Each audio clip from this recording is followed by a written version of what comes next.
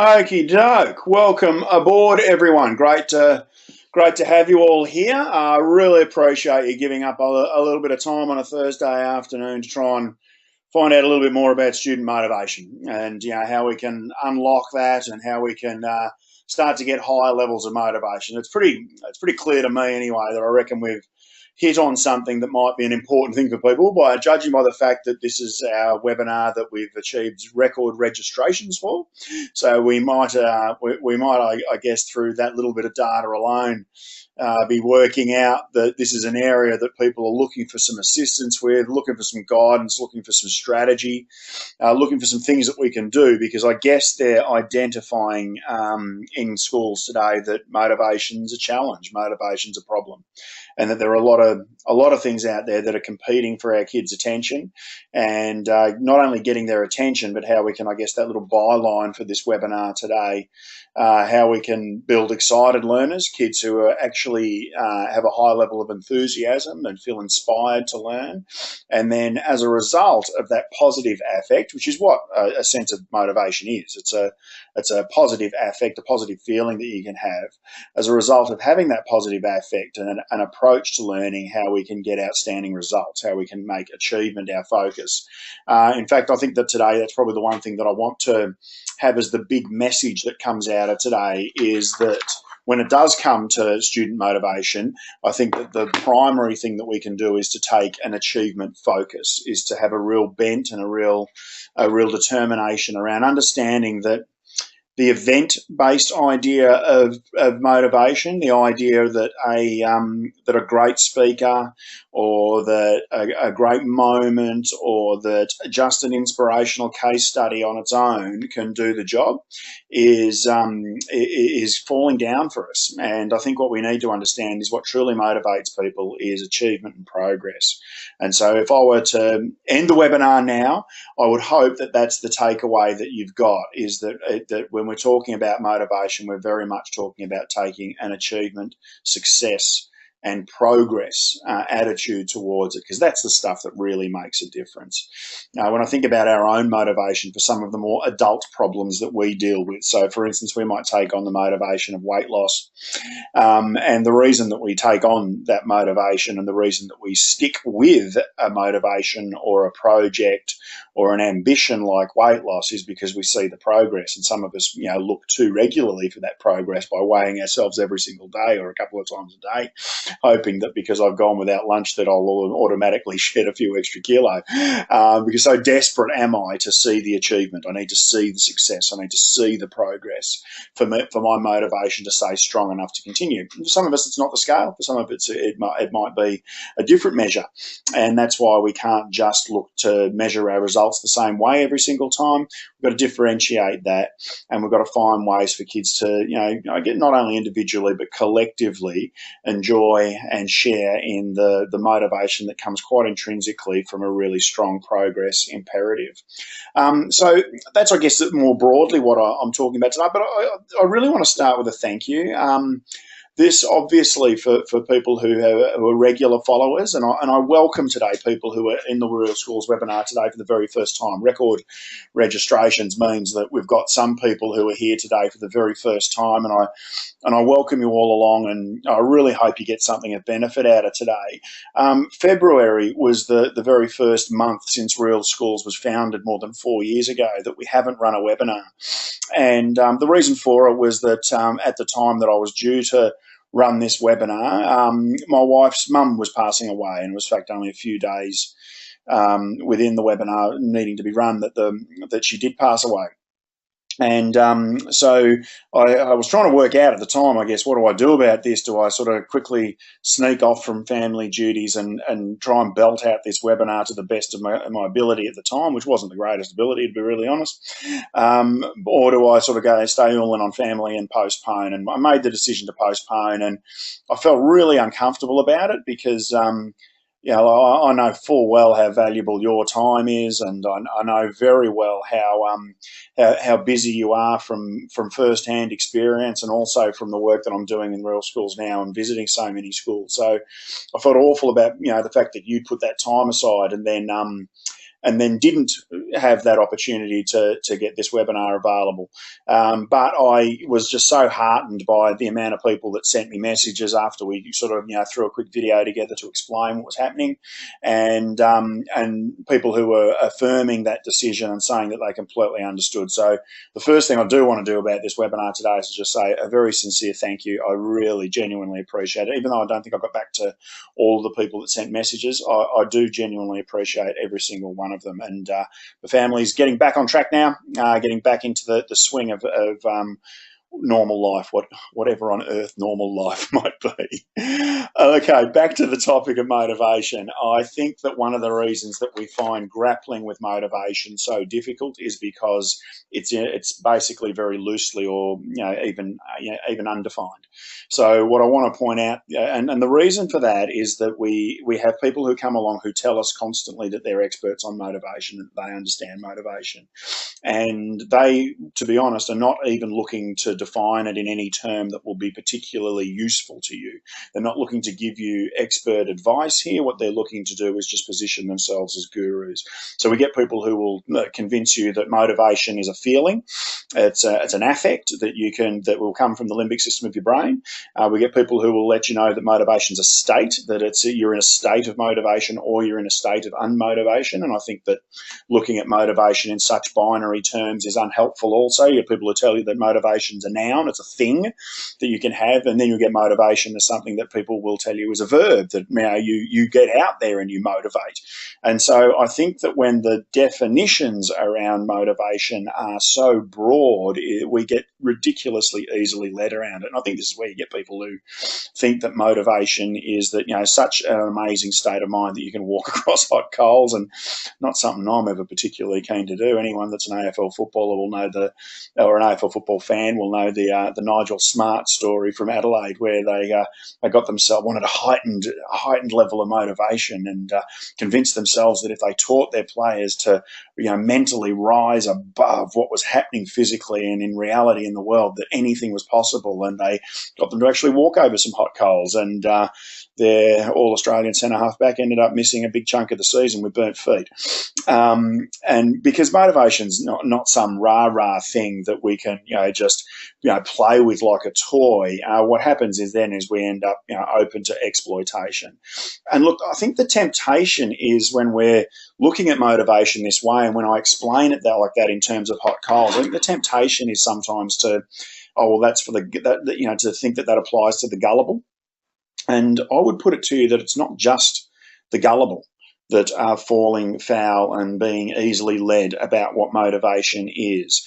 I want to play a video to you here for just 4 minutes. And I don't usually play many videos in my webinars, but I think it's an important one here because I would like us to get very clear about what motivation is. Now, I've included the clip here that's been played on Facebook now. Around 11 million times this has been viewed, been shared by so many people, and been,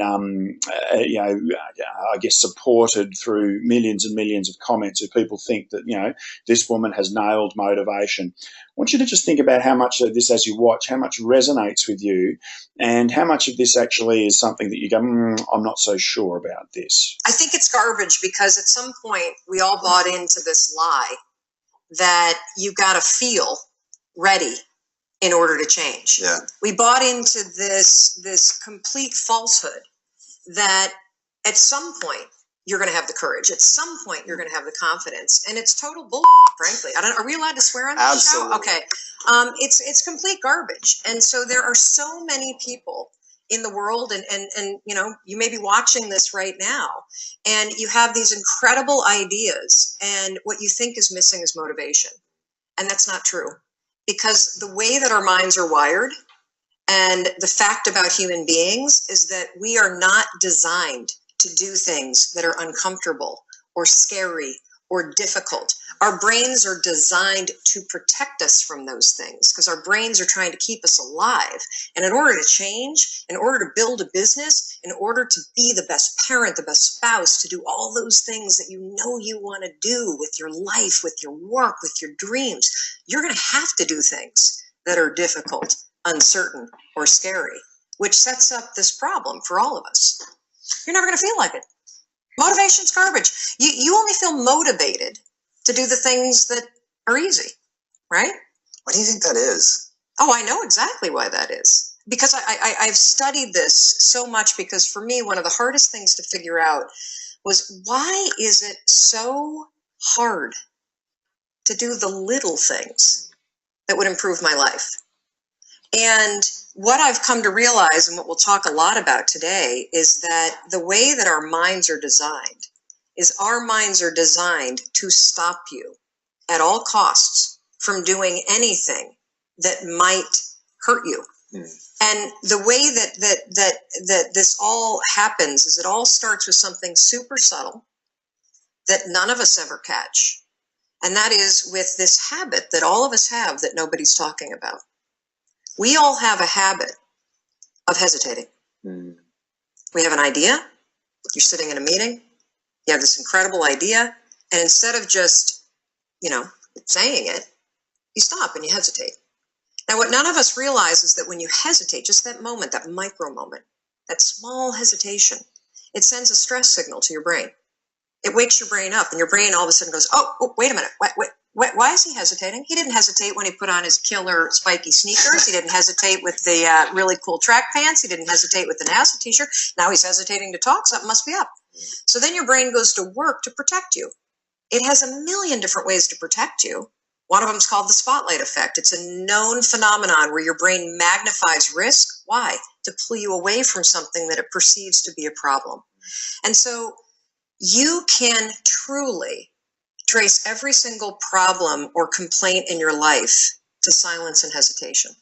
Those are decisions. And what I do, and what's changed my life, is waking up and realizing that motivation's garbage. I'm never going to feel like doing the things that are tough or difficult or uncertain or scary or new. So I need to stop waiting until I feel like it. And number two, I am one decision away from a totally different marriage, a totally different life, a totally different job, a totally different income, a totally different relationship with my kids. Not like one decision, I'm divorcing you in the marriage example, but one decision on, you could be having a conversation with your spouse and you feel your emotions rise up, and within a tiny window, those emotions can take over and can impact how your marriage goes. Or you can learn how to take control of that micro moment and make a decision to act in a way that actually shifts your marriage. Your life comes down to your decisions. And if you change your decisions, you will change everything. An interesting theory. And I think that the theory for me is that we need to feel, not think, we need to feel like we agree with Mel Robbins. And in fact, I think when we actually step out of the feeling that, yes, I agree with that. Yes, it's just about making decisions. Yes, it's just about getting off your backside. Yes, it's just about avoiding hesitation, apparently. I think when we rationalize what's really going on in a clip like this, and realize that the intention behind this is just to make us feel something, we realize that there's actually not any particularly useful advice in this 4-minute rant at all. In fact, I'm going to put the really strong contention out there that no, motivation isn't garbage, that this explanation about motivation is garbage. Why? One is that Mel Robbins is not a psychologist or any sort of neuroscience expert. She hasn't written anything that we should particularly care about from a knowledge point of view. She actually markets herself as a motivational speaker. And I think this whole vast oversimplification of people's context, that no matter who you are or where you are, that we're just a bunch of babies who just hesitate and get nervous whenever we're faced with anything important to do, is just an incorrect way of looking at it. I think if we as people who work in schools even think about the young people that we work with, if you work with teenagers in a high school, there's various levels of stress going on in their lives, all the way through to issues around depression and suicide. And they're not just babies, they're very real and very, very, very genuine parts of their context. And they're instances that can apply to our whole lives. And so for Robbins to say that, every problem in your life can be actually directly drawn back to the whole idea of silence and hesitation, I don't think is right. So the idea that we won't take anything on unless we feel like it, I think is completely false. If we go to a doctor and they tell us that you have the early stages of lung cancer and you need to quit smoking, well, you're not going to be happy about quitting smoking, but you're going to take action. And I think that flies right in the face of what Robbins is telling us. I think also a theory around the way that the brain works is completely wrong. This nonsense that she speaks of around the spotlight effect has been widely discredited, because the limbic system of our brain, where these emotions come from, they don't just evolve to help us survive and to stay safe and to help us, not move. A key function of the limbic system and the emotions that it generates is to help us socialize. And in fact, we wouldn't actually be able to continue to breed as a species if we weren't prepared to take some sort of risk socially, if we weren't prepared to ask someone on a date as a first step and to make ourselves a little bit vulnerable and to do something uncomfortable to achieve something big. And most of us at some stage in our lives are quite willing to take that jump, and that's how we end up with partners. And so the truth is, what Robbins is ignoring is that while we talk about procrastination being a problem or hesitation being a problem, people who are genuinely motivated and take on difficult tasks or put themselves in difficult situations, people that decide that they're going to run a marathon. Most people that run a marathon say they don't enjoy running a marathon, but they think it's worth it for the achievement, and they take those steps. And what they have is not procrastination. They have a far lesser used term, which is called precrastination, which means not only are they're not waiting for the motivation or the outcome to come, they're able to visualize it and they're able to articulate what that outcome is, and they see it as such a desirable and fantastic thing that they're actually experiencing some of the benefits of that before it comes. This is some of the nerves about, for instance, playing in a sport grand final, is that you know that you've got the opportunity to fail miserably and it could be awful, and I might play badly and we might lose and it'll be terrible. But you know that on the other side of having a go is an incredibly positive feeling that could come to you. So I think that the idea that we're only subject to some sort of emotional response when it comes to motivation is patently false. And I think it pays our brain an incredible disservice, because the only part of our brain operating is not just the emotional part, that we have a part of our brain that's enormous called the neocortex. And when it comes to accessing that neocortex, the thinking part of our brain, we like to use it. And so I think that Robbins is selling not only people but young people very short by saying that all they need to do is stop hesitating.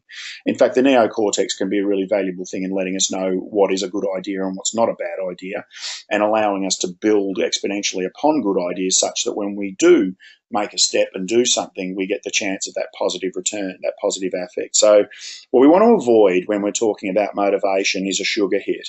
And even though Robbins is saying that she thinks motivation's garbage, she's actually just looking to provide a sugar hit. She's actually just looking to have us a nod and resonate and feel like this is a useful way to look at motivation, when the truth is it's not particularly useful at all, because nothing changes as a result of viewing motivation this way. And I think I'd like to do something about motivation changing. So there's me framing up why I think we need to take this rather different, perhaps even controversial look at the way we view motivation. To that point, that even just that framing up the start of the webinar that way might be a little bit intimidating, might be a little bit overwhelming. And I am going to go through 5 strategies today that I think that we can deploy in our schools that will increase the level of motivation far beyond a 4-minute internet clip or getting in another motivational speaker for your students or for your staff at the school. So that might be a bit overwhelming in that regard. If it is, don't panic. I am going to show you a couple of ways that we can be supportive in helping you move forward in that. One of the ways is that you'll notice in the handout section of your control panel today that there is a handout today. I'd encourage you, as much as this is a cardinal sin of teaching, just tell you that something's there and then tell you to not touch it yet. So I'd encourage you not to download the handouts until the end of the session, so you don't sort of misinform yourself as you're looking at slides that might be further ahead in the webinar. But I want you to know that it's there. I want you to know that you've got that available to you to be able to reflect on this at another time. I want you to know also that there's a determination that the webinar today will be interactive. And so to that effect, you've got two ways that you can get involved. I want to thank Emma and Belinda, who've already sort of made comments today in the question box. So if you do have a question today that you would like to ask, you'll see that question box in your control panel. Feel free to whack it in there. I'm going to periodically remind myself to jump into that question box and just check whether there's anything that's worth having a bit of a chat about, because I would really like today to be as contextual as I can for you. And the other way that you can get involved is just like the regular classroom, is you can put your hand up. So you'll see the hand button on your screen, on your control panel there. And if you pop that hand up, I have the ability here at my end to unmute you, and that means that we can have a direct conversation that everyone can hear. So if it's a question you'd like me to answer in due course, maybe whack it in the question box. If it's a pertinent thing that's right, then, hey, Adam, let's talk about this, whack your hand up and I'll unmute you, and let's see if we can't make today a valuable way of unpacking motivation in the context of your school. So in terms of getting you involved and getting you happening today and interacting on this today, I first want to launch a bit of a poll here just to find out where everybody comes from here. What's your sphere of influence? So this is about role. So you'll see on the screen here, just to find out what percentage of people in the room I've got who are in the principal or system leader role, APs, if you're in a senior or a leading teacher, maybe you're an aspiring leader, or if you're a tutor or you're working in the classroom or in another role in the school. If you would just let me know where you fit within all this, because I would like to just do that little bit of differentiation today. And with 50% of the vote in, I can see I've got some differentiating to do today, because there's a pretty clear theme emerging about who's in the room today. So if you would just, I'd like to get the vote up if I can to, maybe above 80%, just to get a really good idea about what's happening. If you could let me know which role best describes the way that you're working. Natalie, thanks for letting me know about the special ed coordinator role in your school. Very important in terms of understanding motivation, where you sit in all of that.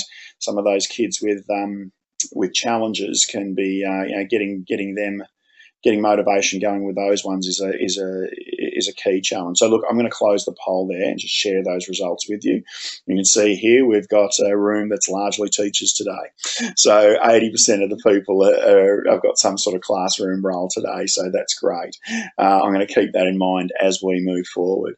I want to launch another poll too. I want to know also, as we move forward, what would be a good return on investment today? What would motivate you to get going today? What do you really need? So is it about how you can teach social skills that promote that achievement, success, progress focus? Would it be mostly about capturing the attentions of highly distractible students? Are they the ones that you're worrying about motivating? Would it be about elevating and rewarding higher levels of effort, how you can get kids to do things that perhaps are harder than what they've been doing? Would it be about high motivation instructional models? How can I change the instructional model within the classroom to get better motivation and better engagement from the students? And then how can I actually do that thing that I spoke about before with stepping on the scales? How can I bring in that concept of making progress visible within my school?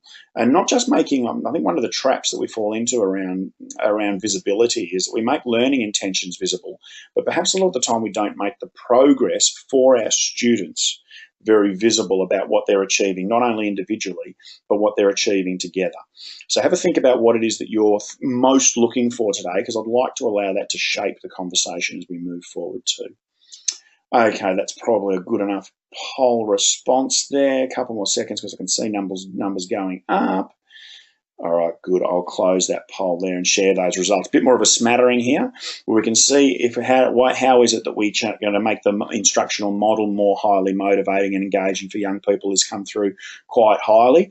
So for those people that did choose that one, 44% of the people in the room today. When I get to the strategy today about a pineapple, I want you to pay particular attention, because that's going to be me throwing a bit of a rock at how little we've been changing the instructional mode and what that's doing in terms of our students' motivation. All right, let's get cracking. Let's get to work. What I would like to do first of all is speak to that whole imperative strategy. One is having that bias for achievement, that bias for success or for progress or becoming very action oriented. And what that means sometimes is just taking a moment to stop and to say, okay, is my imperative and is my priority here and my perceived priority of my young people. So is the students in my care, if I ask them what's important to them, what would they say? And if they were to say something around just content, that, my teacher wants me to learn as much as I possibly can so I do really well on NAPLAN, or is it just that my teacher wants me to learn as much as I can on history so that I get a good mark in the exam at the end of the year, then we possibly miss some of the process, the process enjoyment and the process reward that young people get by actually doing really well in the way that we want them to work. So I talk a lot I really love this picture. I actually use it in the postcards when I run training in schools. And so the reason I love this picture in terms of caring students is because of the level of engagement that's going on in it. Now, I know it's a bit staged and a bit set up, but the people actually in this picture are, they've got a teacher in their presence, but they're working together.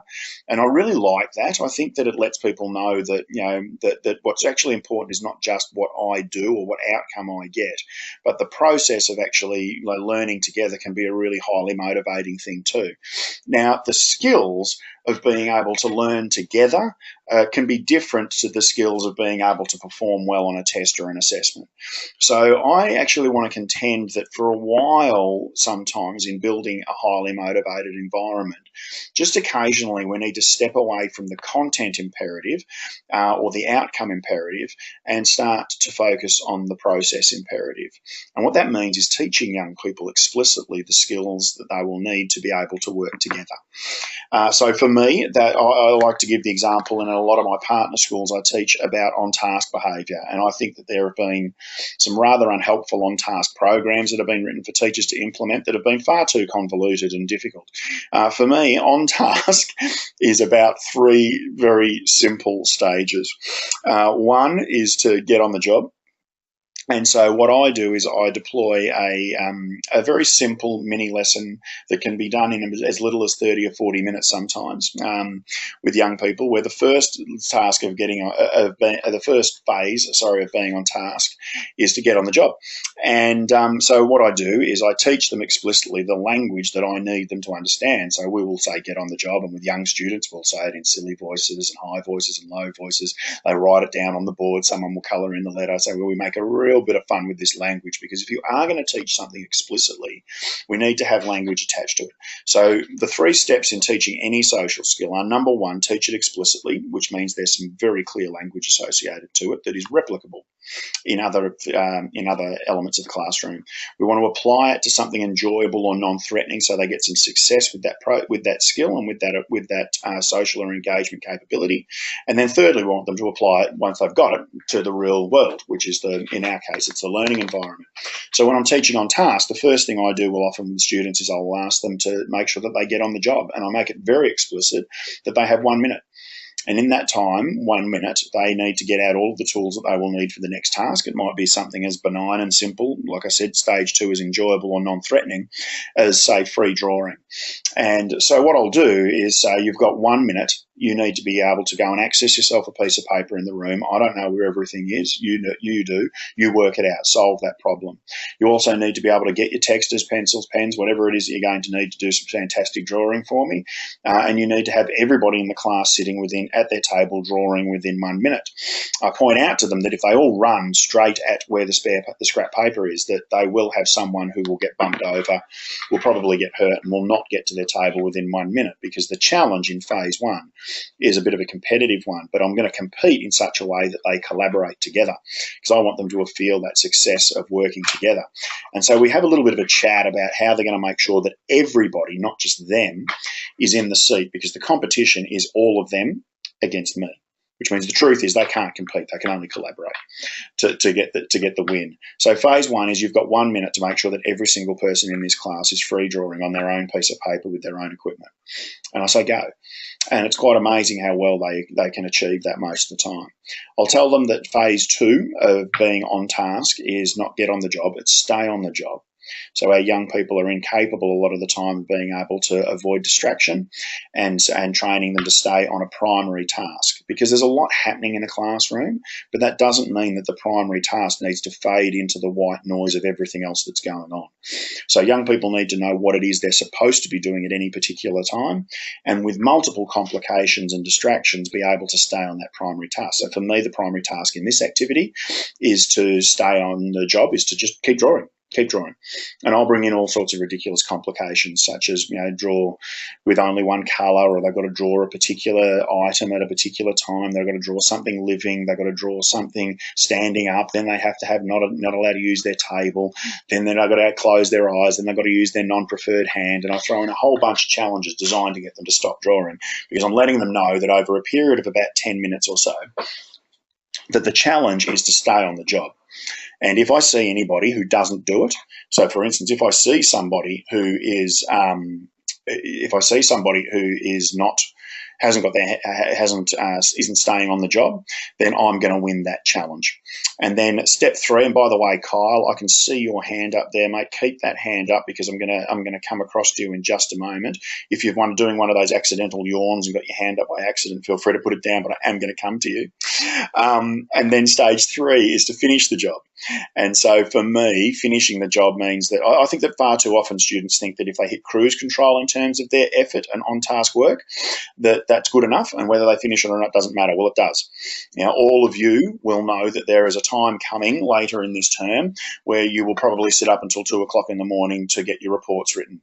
And it won't be fun, but for a short period of time, you're going to have to adjust your energy level to meet a deadline. And we want young people to have that skill of being able to up, just for a short period of time, their energy level to meet a deadline. So I'll let them know that in phase 3, which is finish the job, that they must finish their picture. I insist on silence. Anyone who speaks, anyone who doesn't draw, means that I win that challenge.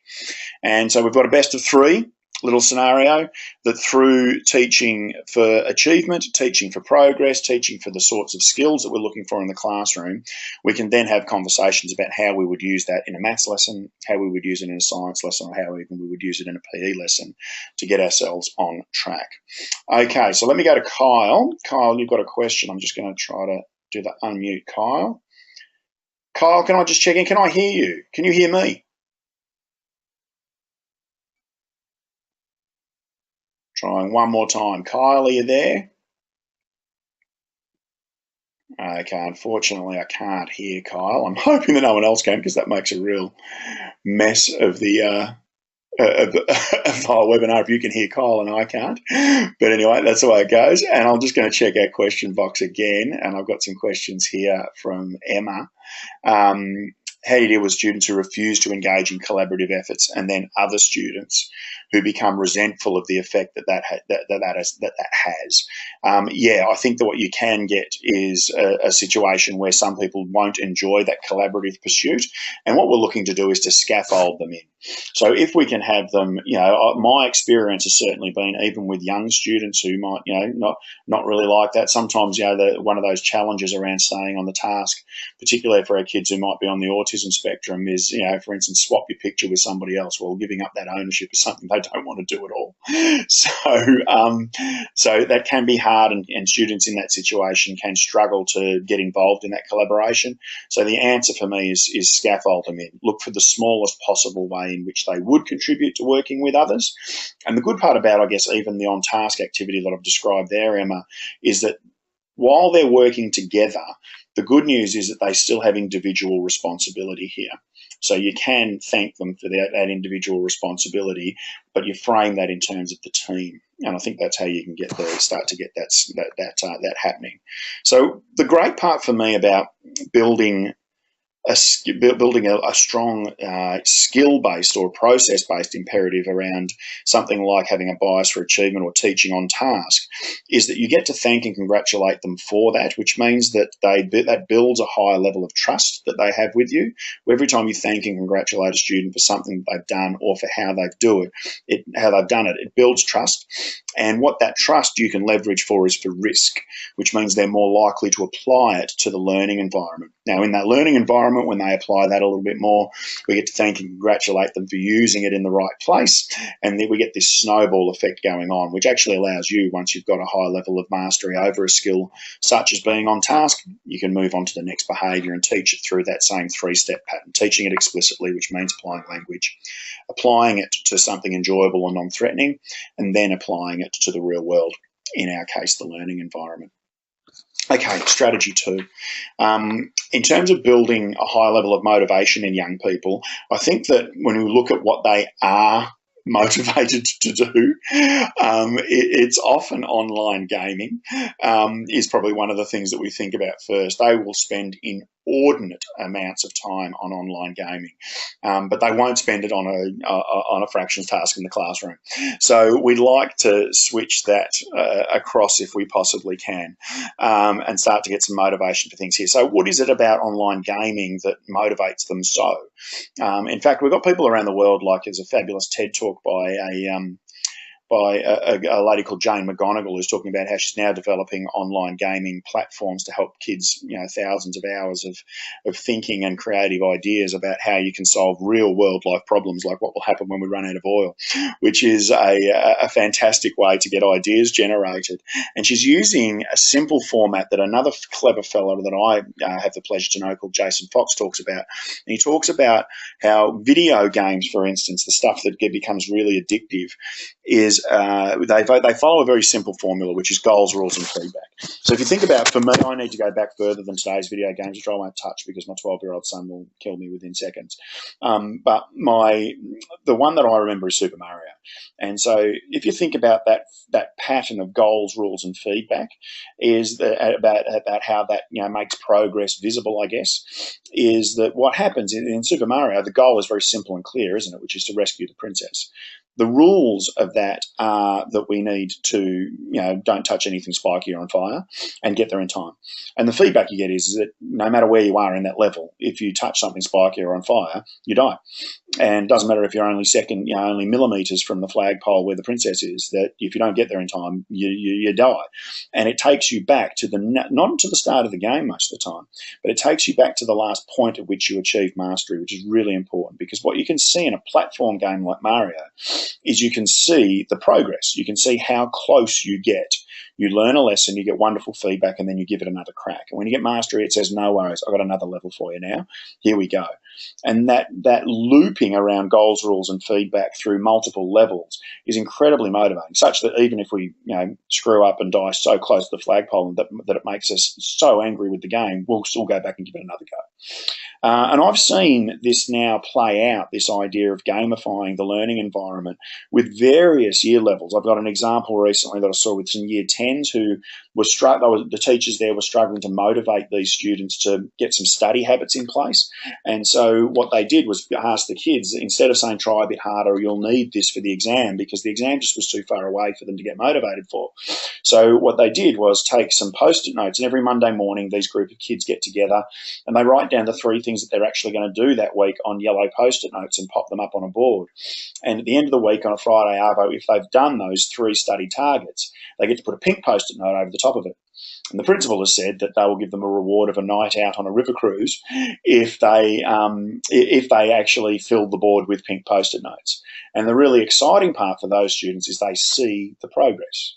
So this is where motivation becomes, something that we start to use in our favour here, is because we're incredibly motivated. Like I said at the start, when we're losing weight, if we have a great week and we see that we've knocked a few extra kilo off, that what happens is we go, oh, great, I'll give it another go and see if I can do it even better again, because we know it's working, because I can see it on the scoreboard. And they've created, out of something as simple as post-it notes, a really great scoreboard. I've seen it used with some year 3s who've done a great job with a behaviour focus. So there was a group, they were looking to promote a kinder classroom. So they were finding the kids were getting a bit unkind and mean to each other. So the teacher made the target of the classroom kindness, and said there'll be rewards. Extrinsic rewards are great for bringing a target behaviour to attention. And so the teacher said that you organised a great little tube that ran along the classroom, like a big clear plastic tube that ran all the way down to a jar, where if a student was caught doing something very kind, they were given a marble, they would go and put the ball in the tube that ran along, and everybody got to watch the tube, and the ball ran along through the tube and landed in the jar with a clunk, and everyone got to cheer, and there was a reward for the students at the end of the week if they were able to fill the jar. And so it was a great way for them to be able to, work together and work collaboratively on something. And then I saw it also with the Year 7 class who were looking to do some ideas generation. They were looking to give the kids a narrative prompt. So they were looking to give them a topic for which they were going to write a story about. I think the topic of the lesson that I saw was a deserted island. And so, they said, okay, we've got the deserted island, and we want you to talk about some of the descriptive words that we could use or could hear in a story about a deserted island. And the kids had Post-it notes, and what they did was they went and put their Post-it note up on a board, and then they went over to the smart board to a PowerPoint slide, and they said, and they increased the number on the PowerPoint slide by 1 if they put a Post-it note up. If they put 3 Post-it notes up, then they put the number up by 3. And the teacher said, all we're going to do is we're going to run this until we've got 60. The target is 60, and as soon as we've got 60 adjectives that describing words that could be great for a story on a deserted island, then we're going to stop. And I was quite gobsmacked at the engagement and the achievement that occurred by those kids having access to a scoreboard that showed them how close they were to the end of the task. So I think that's a really exciting thing for them to be able to do. And the great thing, I think, is that those teachers are leveraging, when we bring in competitive behaviours, that one about kindness, I've made a mistake with that before. I ran a tables points challenge around kindness once, and the group that won the kindness challenge at the end of the fortnight got up and went, yeah, suck it, to the table that didn't win, and I think I defeated the purpose. So what this other teacher with the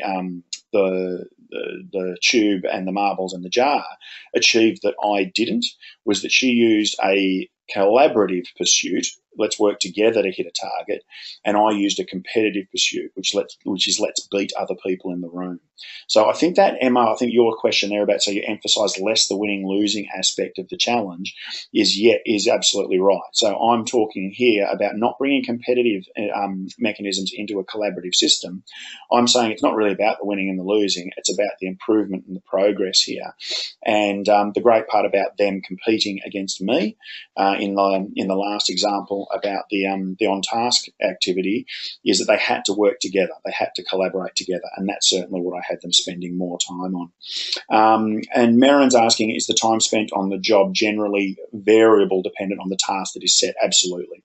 So I would suggest that you have a good look at your students, and when it comes to teaching them a skill like on-task, Merrin, that you have a think about what's the period of time that you need them to be trained to be able to attend and to stay on task, and I would let that apply to how long you're going to run that activity, because then it's easily applicable from something that's fun back across to something that's very much what I would call the real world, the learning environment. Okay, got to keep cracking. Strategy 3 is to, I get amazed, to be honest, strategy 3, I've called it This Is Your Captain Speaking, because I am amazed at how little sometimes when it comes to motivation we reflect on the tool that we use in the classroom more than any other, which is our voice. I got some advice once, which was that, I was very early career and I took this advice, which was that you must use a calm and controlled voice at all times. And the more I taught, the more I realised that is absolute rubbish. There, of course, are different voices for different times. And in fact, I think that the airline industry caught onto this well before us. And they caught onto us in quite a sexist kind of way.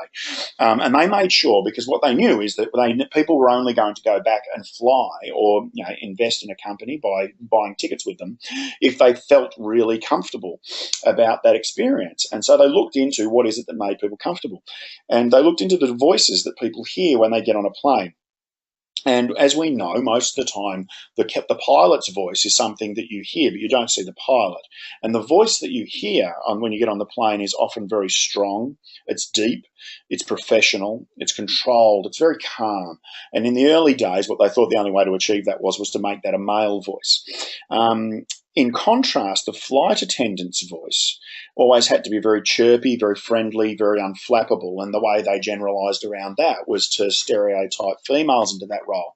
That's why for many, many years we've seen basically only male pilots and only female flight attendants. Thank goodness that started to change. But even one of the ways that started to change has been through even some of the training that they've needed to do to make sure that we still have, when we hear the pilot's voice, because let's be honest, when we hear the pilot, we don't want to hear someone mucking around and having a joke. We really want to hear someone who knows their stuff, because we're about to go 33,000 feet off the ground with this person. You better be in control.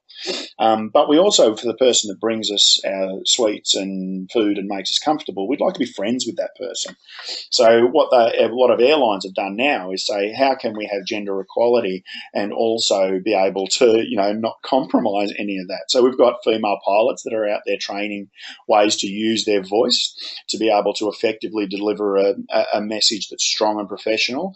And we also have male flight attendants who are learning how to bring some emotion and some affect into their work, which I think is quite a clever thing to do.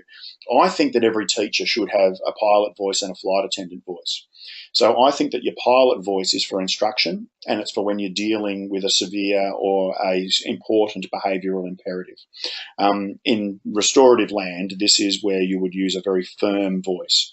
So I have absolutely no problem in teachers using a very strong, even loud, clear voice to make something very clear and very important, very, very evident to the students. No problem at all with that. But I also want us to couch that by understanding that we can't use that voice all the time, because then the importance doesn't stand out. So what we need to do is to have our flight attendant's voice, which is when we slip out of instructional mode after a few minutes at the start of a lesson, when we slip into our coach mode, where we're encouraging, where we're connecting with students, where we're praising them, even when we're redirecting them. We want to do that with our flight attendant's voice, because it's letting them know that we're dealing with this through a personal connection, and it's through a strong personal relationship that we think we can get higher levels of achievement.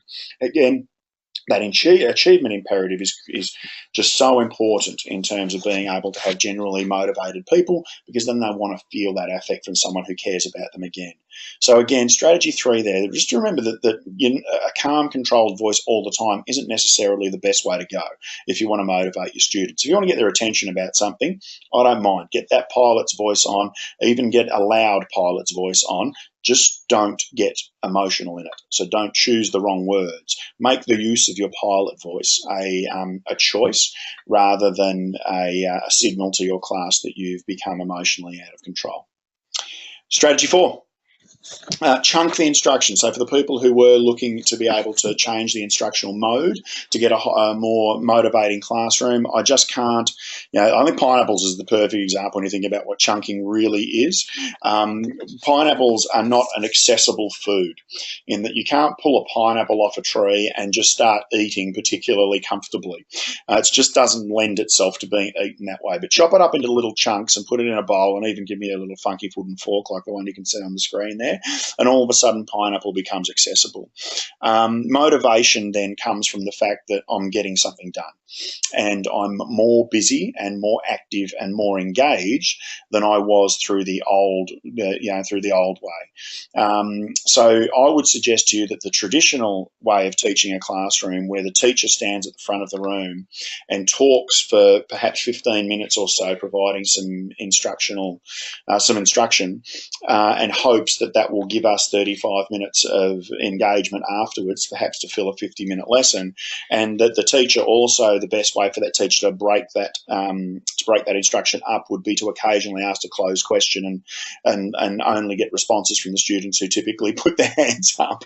So I would suggest that model is failing us. And in fact, I think that when you have a look at what the 15 and 35 model is doing, so 15 minutes of instruction looking for 35 minutes of engagement, I think that for some of our if we were to measure engagement across that 15 minutes, I think all of us know that there are several students who aren't paying attention after perhaps even as little as 3 or 4 minutes, which means that when it gets to the next 35 minutes, you're going to have to plug that hole.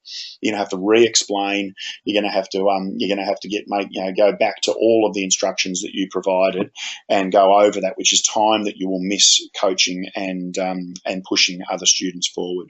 So I recently went out to one of my partner schools who I think saw me coming, and they had me teach their students on a Thursday afternoon, I think on a 38-degree day, the toughest class in the school, a group of year 5, 6 kids, we had them teach them maths. And they were wanting to understand how learning circles used for instruction could drive engagement. But I think they were expecting me to do a 15-minute circle and to see how long it lasted.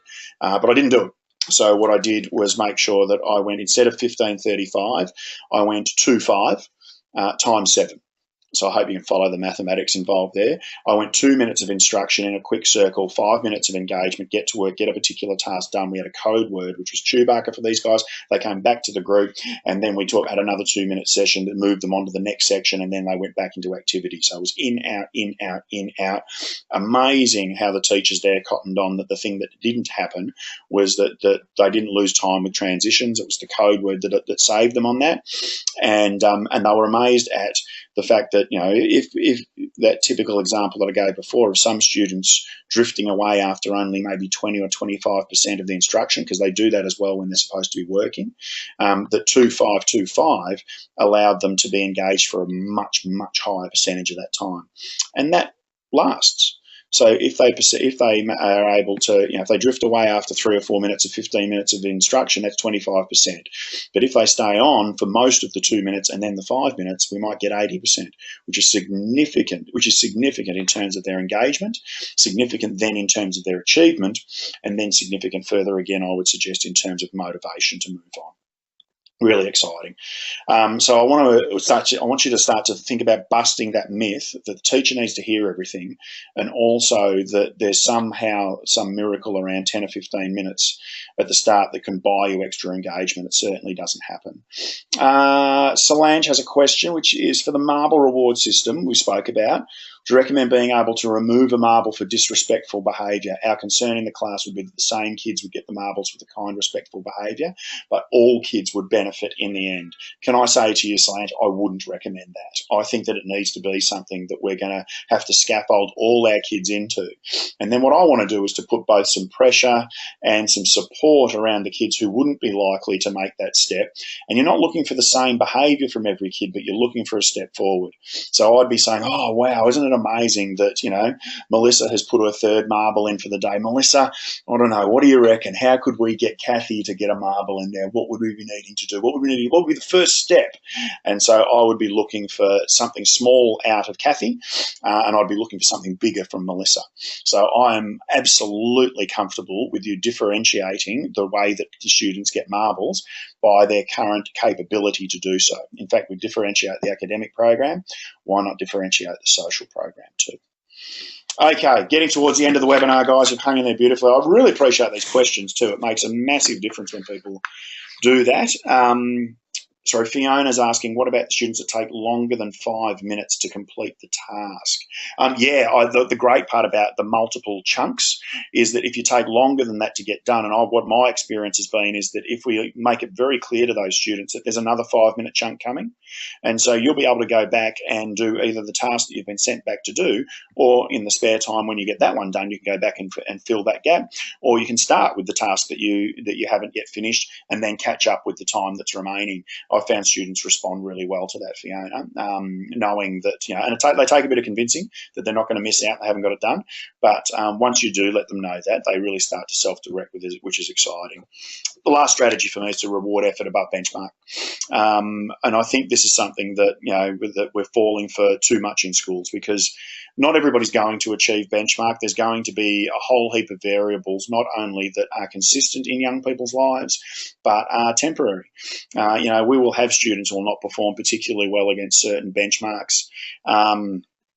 in various tests and assessments, and it might just be because of the day that they're having. And we've all probably taught students who clammed up in an exam or freaked out in a NAPLAN test just because of the nature of the assessment that's being put in front of you. And that doesn't mean that they're not trying. So for me, I love it when kids take on tasks that they can't do and they do poorly. I reckon they learn something from it. I reckon more than that too, they start to build a higher level of resilience. And resilience to me is a really strong capability within motivation. So I think that when we reward students having a crack and failing, when we reward students taking on too much and getting only part of the way, I think that when we can congratulate them for that and catch them doing that, it does a really great thing for our young people. I think it builds a strong level of resilience in them, and it builds also an appropriate level of self-esteem, which means that I'm not just fantastic because it's fantastic as a state. I'm fantastic because of the effort that I've gone to, and we tell our kids that we appreciate that. The exciting part for me is not so much, I guess, in the that when we reward effort, I think that we're more motivated as a group to enjoy effort above being able to achieve certain benchmarks or achieve certain scores. And I think that that infects the group. In fact, I think there are some fantastic examples that we can share with young people. I'd like to share one of them with you just now.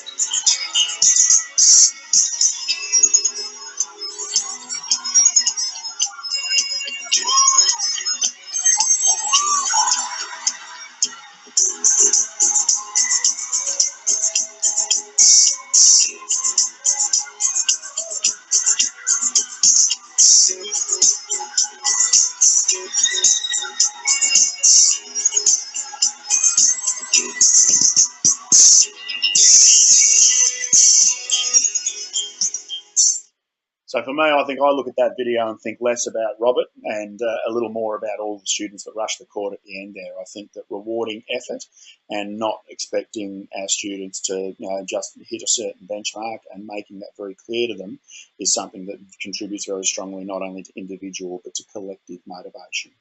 A couple of questions before we finish, mindful of your time. Fiona's asking again, how would you transfer that to the 2.5 to a geography class or an English class? I would suggest that in any content, that most of the content that we have to deliver in classes, we can compartmentalise, Fiona. So for me, I'm happy to have a chat with you another time if you want, but I would say that there are components of that and components of the work requirements you would have for young people that we can break into chunks. And I think that learning circles, for those 2 to 3 minute learning circles, are a great way to get them focused on one particular chunk. Once they get that done, we can thank and congratulate them, which usually motivates them to come back and give that a go.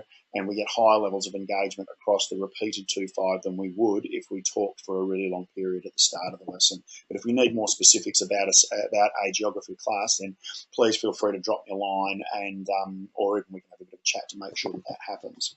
So look, I promised today that I would also make sure you knew how to do more or to get more out of today. I get in trouble with a lot of people who, I need to learn how to, run a business like Real Schools as well. I get in trouble when with people who I work with who tell me that I don't talk about our membership enough. We have a membership at Real Schools where we provide resources such as that which you've experienced today. There's a whole heap of ebooks in there. We add a new article for teachers and a new article for school leaders every month in there. Every single webinar we've ever done is there for our teachers, and also a bunch of, if you can handle that really strange looking bloke's head in the staff meeting, conversation starters. We send a 3 or 4 minute video every month to keep topics around practice within your meeting structure as well, which we think is important because we don't think you want to talk about operational stuff all the time. And the deal with that is that it's $249 for your school, not for an individual, for a whole school community, and you get 12 months access to that whole archive, as well as you get directly sent new resources every month. So if you would like that today to be something that comes out of the meeting today, if you think that your school would allow you to sign up for $249 for an entire year, just write in the chat box area now, just write member. And if you put the word member in there, we're going to make that happen for you. Whichever ways happen, Chris will get in touch with you, and she'll let you know how we do it, whether it's by invoice to your school or by credit card or however you want it to happen. That's easy. Emma, to answer your question, we don't have an individual teacher membership option because we're a bit silly about it in that we don't want you to keep the resources to yourself. So if you sign up for your school, we'll just make you the contact for your school, and whatever you do with the resources in terms of sharing them with your school will be entirely up to you. So you can sign up as an individual. We just ask you to let us know which school you're at, and we'll make you the key contact for the school. So if you'd like to make membership happen for your school, please whack the word member in that box before we finish up today and get going. Look, I want to. The next webinar we're going to do is a really important one. I'm noticing that we've gotten past the honeymoon period of schools in term one. So the next webinar that we're going to run on Thursday, the 20th of April, is a special guest, and she's the amazing Angela Lockwood. Now, Ange is a long-time friend and colleague of mine who's got an occupational therapy background and a long history of working in schools too. So really want you to give strong consideration to the work that Ange is doing. She's an author, and she's written a really fantastic book that arrived with me recently, and a really good read of it, which is a Switch Off: How to Find Calm in a Noisy World. And what I've done is ask Ange to give me the school bent on that. So I've asked her to run a 1-hour webinar for us, which is called Switch Off: How to Find Calm in Today's Busy School. I reckon that calm is one thing that all of us could do with a lot more of in our lives, particularly as educators and even leaders in our schools. So you're going to get the link in the follow-up email to this webinar to be able to register for that webinar, as well as the link to the recording of today's webinar. And I want you to, give really strong consideration for signing up this one. And just so entertaining and so practical, and I think you're going to get just absolute buckets out of being involved in that one. Remember, go and have a look around that Real Schools website if we can be of service to you in any way. I've mentioned the membership today, but there's all the information there about school partnerships. We've been delighted to bring on new partners in the last month too, which is really exciting. I've also got some coaching, also got an online course for teachers there called the Teacher Fast Track that you might want to have a really good look at as well. We want to support you with being able to get all the benefits of online learning, as well as some coaching and mentoring as well. And so go and have a good gawk at that, and if we can help you with any of that, just let us know. All right, I reckon I've just about overstayed my welcome now. It's gone for about an hour and 1 minute today, which means my timing's not too bad. Thank you so much, everyone. Have a really fantastic Friday tomorrow. Enjoy an even better weekend, and we'll see you with Angela Lockwood in April. All right, bye for now.